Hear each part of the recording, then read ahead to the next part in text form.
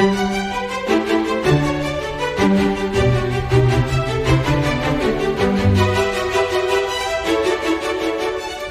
to TrustTalk. Today's guest is Ian Shapiro, professor of political science at Yale University. Economics is at the heart of political trust. The disappearance of long-term employment security, less powerful labor unions, political party fragmentation and multi-party systems, and the inability of mainstream political parties to deliver enable fringe parties to mobilize fear, adding to mistrust. In his book, The Wolf at the Door, he argues that if business elites don't see that it is in their interest to get behind policies to restore economic inequalities, populist politicians are just a harbinger of things to come. Your host today, Severin DeWitt. Professor, welcome to Trust Talk. You are a professor of political science at Yale University in New Haven, Connecticut. And during your tenure, your publications have focused on democracy, justice, and the methods of social inquiry. In what sense is trust a topic of interest to you? Trust is a topic of interest to me because it is essential for the maintenance of democratic politics and institutions. And it supplies the basis for all cooperative activity that humans engage in. So public trust in democratic processes seems to be seriously eroded by people in power who question election results. The latest example is Myanmar.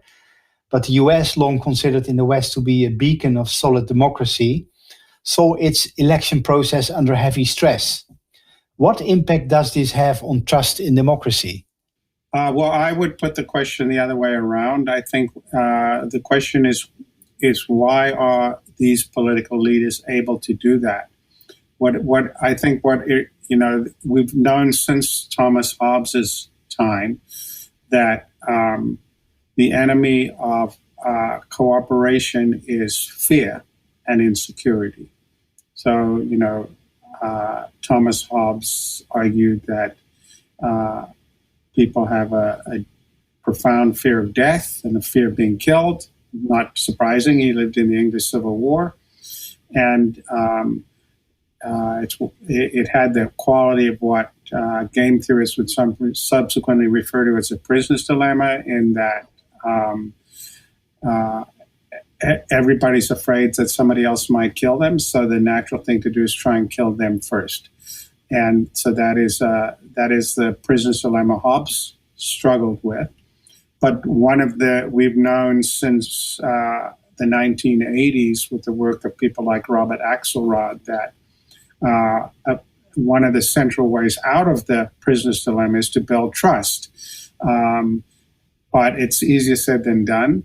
And so in my own view, if you want to understand why there are such high levels of mistrust, the underlying question to ask is, why is there so much fear and insecurity in the world? That's what these politicians and political entrepreneurs are exploiting. Mm-hmm.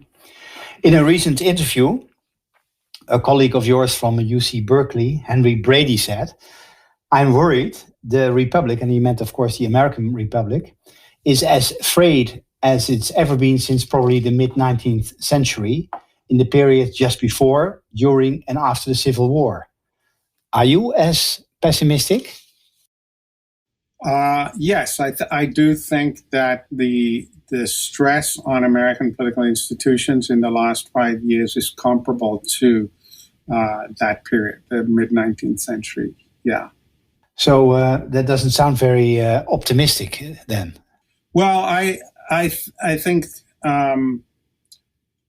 far too many people are focusing on the symptoms of the problem and not the problem itself. In my own view, the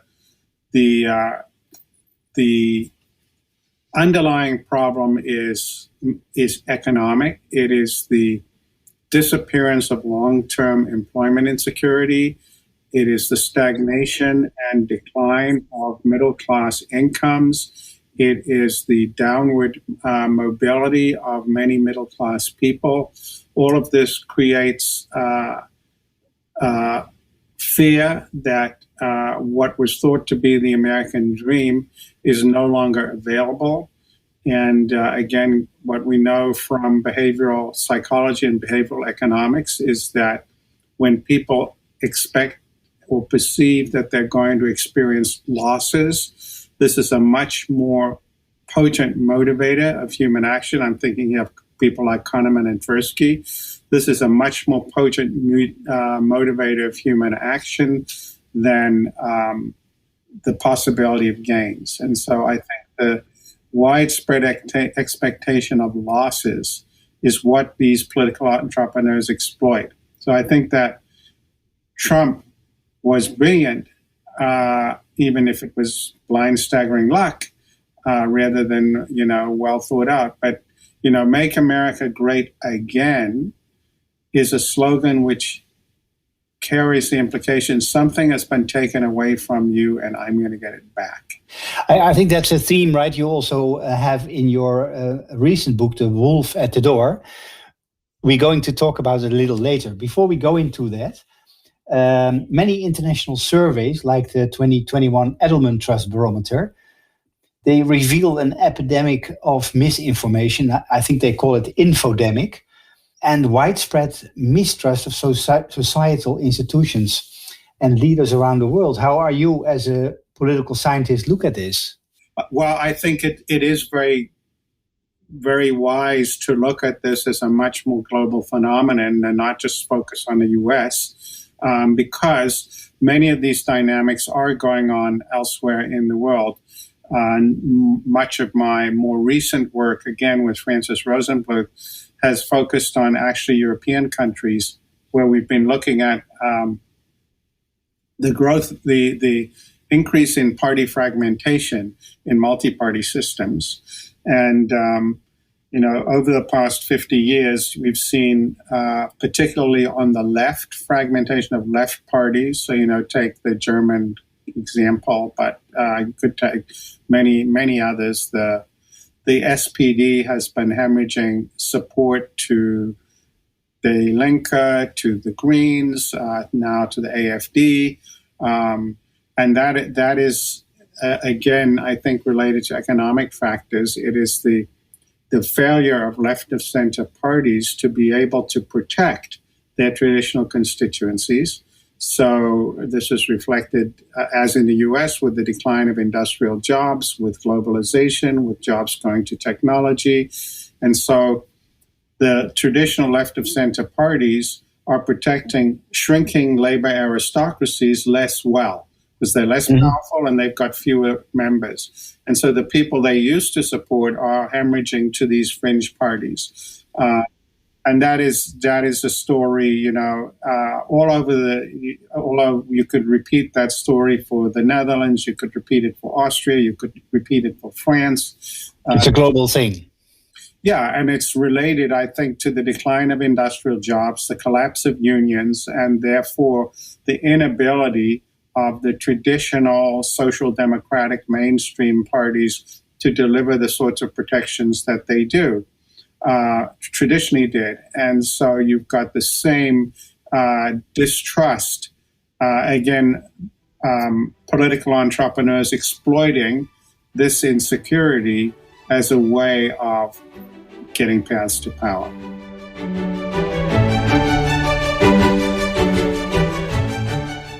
Your former colleague Russell Hardin, in his contribution to Mark Warren's book Democracy and Trust, raised questions about the role of trust in a democracy on the ground of what he called mistaken inference and the complexities of modern governance. Can a citizen ever be knowledgeable enough to trust government responsibly, or is trust in government merely an exercise in self-deception? Well, I think Russell was partly right, but I would put it a little differently. I tend to be a consequentialist about these matters. I agree completely that, the sort of deliberative democracy ideal that everybody's going to be a miniature policy wonk and we should have people understand public policy and so on. I think that is a fantasy, and it always has been. I think that Again, I would turn the question around and say, why is it that people mistrust political institutions and political parties? And the answer is that they have failed to deliver for those people. If we had continual growth of incomes, if we had, we've gone from a world in which 50 years ago, you finished your education, you got a job, you worked for a company for 30 years, and then you retired. People finishing their education now should expect to change jobs 12 to 15 times. That's fine if you're on the high end of the information revolution and you sort of hop through some startups and, build up a lot of individual wealth. But for most middle and lower middle class people, that's not what it is. It is bouncing down the socioeconomic scale into ever more insecure employment. Those are the people that see no reason to trust. It's the failure of the political system and the educational system and the economic system to deliver security that is breeding the mistrust. And the answer is not to wring our hands about how to get people more involved in political parties. The answer is to think about what kinds of policies would actually deliver things that would reduce their economic insecurity, and then they would start to have faith in the institutions that delivered those policies. So I tend to be a consequentialist about trust. You just mentioned your colleague Francis McGall Rosenbluth. Yeah. In your book that you wrote with him, Responsible Parties, Saving Democracy from Itself, you write about political polarization. You argue, I think, that the transfer of political power to what you call the grassroots has eroded trust in politicians, in parties, and democratic institutions, culminating in the rise of divisive populist politics. First of all, what caused the power to be transferred to the grassroots? And what are the grassroots? So that's different in two-party systems and multi-party systems. In two-party systems, it is largely resulted from the weakening of parties. So in the American case, for instance, it's the interaction between safe seats and primaries, because we have an increasing number of safe seats over the last 6 decades, which means the only election that matters is the primary. But the truth about primaries is that only the political activists turn out in the primaries, and they're on the extremes of the parties. They're the political junkies, way to the left of the median Democratic voter in the Democratic side, and way to the right of the median Republican voter on the Republican side. But they select the candidates in the primaries, and so that pulls the parties apart. And then the people that they pick, for instance, find it very difficult to cooperate when they get elected, because if they do, they will get knocked off in the next primary. And so this is what enables hostile takeovers of weak parties in the U.S. It's a worse problem for the Republicans because they have many more safe seats. Yeah, and that is what's causing the polarization? That is a huge cause of the polarization, because it means that you get candidates selected who are on the extremes of the party. So Trump was selected as a presidential candidate by less than 5% of the U.S. electorate. You look at say, Adriana Ocasio-Cortez, who is in the 14th district in New York. She was picked by 11% in an 11% turnout in the 2018 primary. Or you look at these Tea Party people on the Republican side. They're picked by the activists on the extremes of the Republican Party in the primaries and caucuses, and the general election is irrelevant because it's a safe seat. So that is a big part. In the European systems, it's a different dynamic. It's the fragmentation, much more than the weak parties. So the failure, the inability of the mainstream parties to deliver enables, we've already really gone over this, enables fringe candidates and fringe parties to mobilize that fear and that anger and that distrust. And that's how you get polarization in those systems. So everybody's terrified of, that alternative for Deutschland, say in Germany, or the equivalent in Holland and Austria and so forth.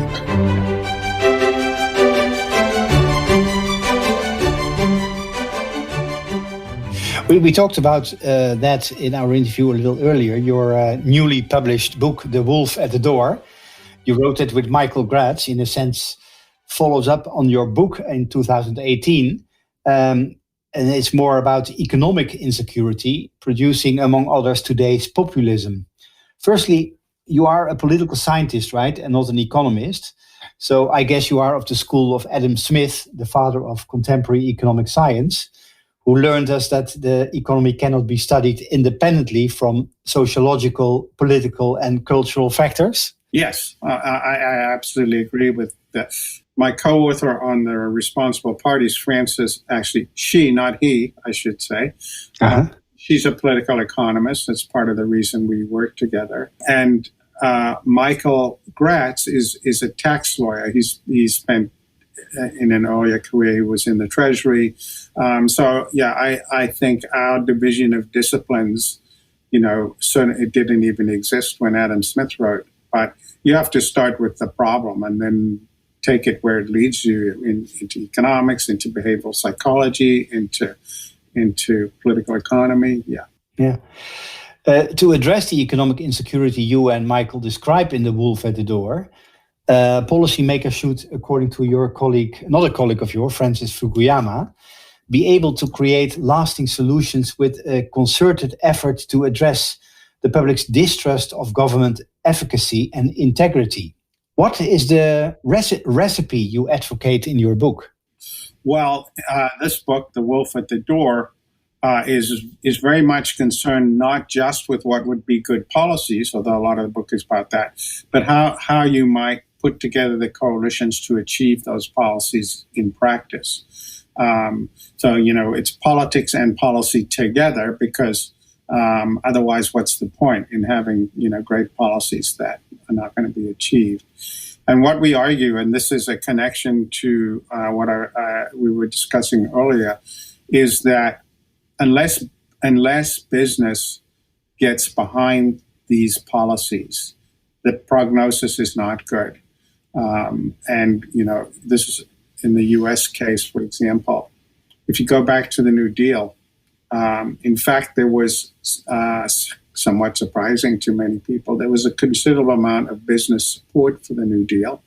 And the reason was, it was partly they were sort of proto-Keynesians, but it was also because the sort of Averill Harrimans of this world were looking at, very high levels of unemployment, economic desperation among American workers.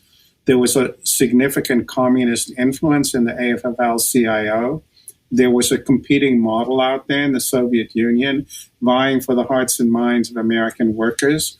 And so the business, not all, but significant numbers of business elites thought, we better make sure that we don't get to a world where workers believe that they have nothing to lose but their chains. And that was partly why they supported things like Social Security, for example, and the other elements of the New Deal, significant numbers of elites. I think that, what Michael and I argue in The Wolf at the Door is that after the collapse of communism, there was a kind of complacency among the analogs of those people, because there was no longer, capitalism's the only game in town. You can move to the suburbs and build more prisons. These people, they're not important. And, what has been learned since 2016 is that complacency has come back to bite, because desperate people do desperate things, and desperate people can be mobilized by politicians who are actually going to do things that business is not going to like. They're going to, stop immigration. They're going to push for trade wars. They're going to push protectionism. They're going to, attack elites as corrupt. they're gonna mobilize people against the interests of business, and so is significant, and because labor is now so weak politically, the idea that organized labor is going to create pressure for these changes of the sort that was done in the New Deal and the Great Society in the U.S. with the creation of social democratic parties in Europe. Labor doesn't have the muscle, the political muscle, and so a big part of the audience for our book is business. That to get, Tocqueville talked about self-interest rightly understood, to convince business elites that if they don't see that it's in their interest to get behind the sorts of policies we talk about for building middle-class wages, aggressive retraining of displaced workers, funded at a much, orders of magnitude bigger scale than exists in the U.S. If they don't do that, nobody should think Trump is an aberration. Trump is a harbinger of things to come. We talk about other ways it's important to put together coalitions and so forth, but a lot of the pressure has got to come from business. And I think similar things are true in Europe because the underlying challenges are the same. Right. So to conclude our interview, Professor, what are, in your view, the greatest challenges for political scientists in trust for this decennium?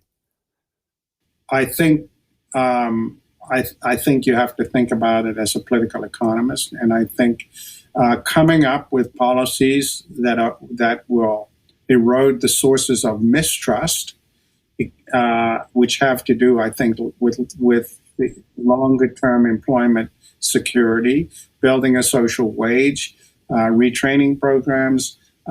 We talk about other things like health insurance, which is still not there for millions and millions of these people, and millions more who have it are going to lose it as they bounce down the socioeconomic scale. Those are the kinds of policies that are going to make a dent in the economic insecurity that is fueling the mistrust that is driving the populism and the extremist politics. So no, I don't want to be too much of a materialist about it, but I don't think it's rocket science. I think that is the core of the matter. Thank you very much, Professor Shapiro. I've enjoyed listening to you, and thank you for your insights, and wish you all well. You're most welcome. We hope you enjoyed this episode of Trust Talk. We would be very grateful if you leave us a review on Apple Podcasts or on Stitcher. Don't miss out on future travels around trust, and subscribe to this channel or visit us on our website, trusttalk.co, or on Twitter @TrustTalkCO. We look forward to seeing you again.